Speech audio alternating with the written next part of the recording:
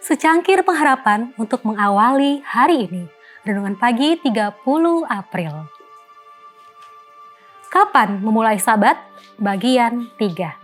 Kisah Para Rasul 17 ayat 11. Setiap hari mereka menyelidiki kitab suci untuk mengetahui apakah semuanya itu benar demikian.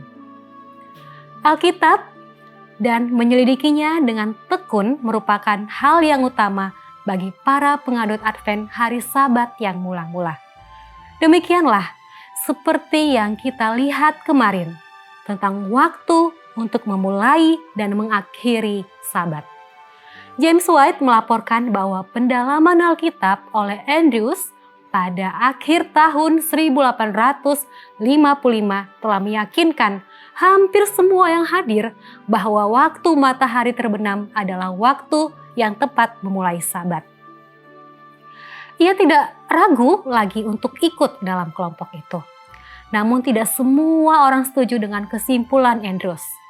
Seperti yang dikatakan White, Bates, dan beberapa orang lainnya, pada saat itu tidak selaras dengan jemaat. Bates telah mengajarkan pandangannya tentang pukul 18.00 selama 1 dekade dan ia bersikeras mempertahankan pendapatnya. Disinilah masalahnya. Beberapa pemimpin gerakan itu berpegang teguh pada posisi lama, bahkan setelah pelajaran Alkitab dengan jelas mengemukakan ayat demi ayat bahwa senja dalam Alkitab dimulai saat matahari terbenam. Dan oleh karena itu, Sabat juga harus dimulai saat matahari terbenam, menurut definisi Alkitab.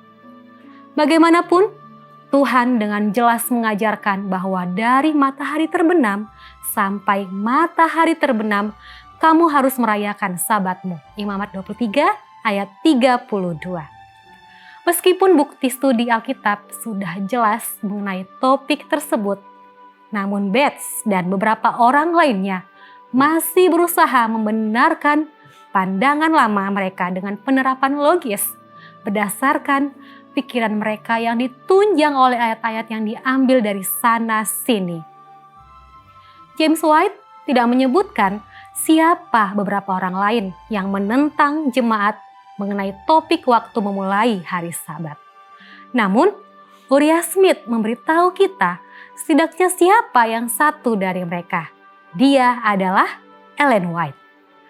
Ketegangan atas masalah ini dengan 2 dari 3 pendiri gerakan gereja Masehi Advent hari ke-7 yang tidak selaras dengan mayoritas, pastilah hal yang serius dan jelas bagi semua orang. 2 hari setelah Andrews menyampaikan kajiannya, James kemudian mengenang mereka mengambil waktu khusus untuk berdoa, di mana Nyonya White mendapat penglihatan.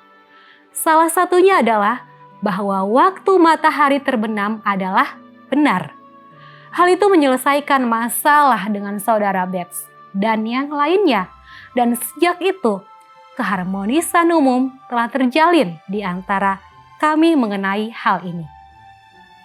Suka atau tidak, masih ada saja hal-hal yang membuat kita di gereja tidak sependapat. Kita dapat bersyukur bahwa Tuhan selalu bersedia membimbing umatnya menuju persatuan. Doa kita hari ini, kami bersyukur atas firman-Mu yang menuntun kami kepada kebenaran, mempersatukan perbedaan, melembutkan hati, dan memelihara kami dalam keharmonisan serta ketaatan penuh. Amin.